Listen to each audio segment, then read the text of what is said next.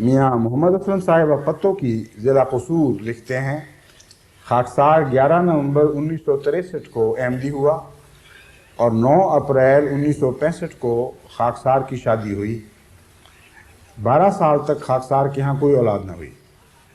تمام رشتہ دار غیر احمدی تھے اور مخالفت کرتے تھے۔ تمام رشتہ دار اور دوسرے گاؤں والے یہ کہا کرتے تھے کہ چونکہ یہ قادیانی ہو گیا ہے لہٰذا یہ ابتر رہے گا۔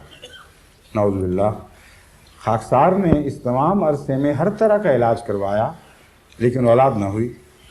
دوسری طرف میری بیوی بھی رشتہ داروں کے طعنے سن کر میری دوسری شادی کروانے پر رضامند ہو گئی۔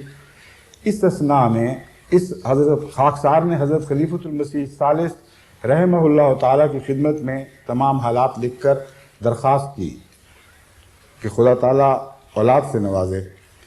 حضور نے خط کے جواب میں فرمایا کہ اللہ تعالیٰ آپ کو کبھی ضائع نہیں کرے گا اور ضرور نرینہ اولاد سے نوازے گا۔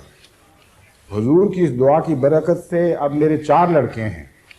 تمام لوگ حیران ہیں کہ یہ اولاد کس طرح ہو گئی، حالانکہ لیڈی ڈاکٹر نے کہا تھا کہ اس عورت سے اولاد ہونے کا سوال ہی پیدا نہیں ہوتا۔ خاکسار اس کے جواب میں اپنے غیر احمدی رشتہ داروں کو یہی کہتا ہے کہ حضرت مسیح موعود علیہ السلام کی صداقت کا زندہ نشان ہے جو کہ اللہ تعالیٰ نے حضرت خلیفۃ المسیح الثالث کی دعا کی برکت سے دیا ہے۔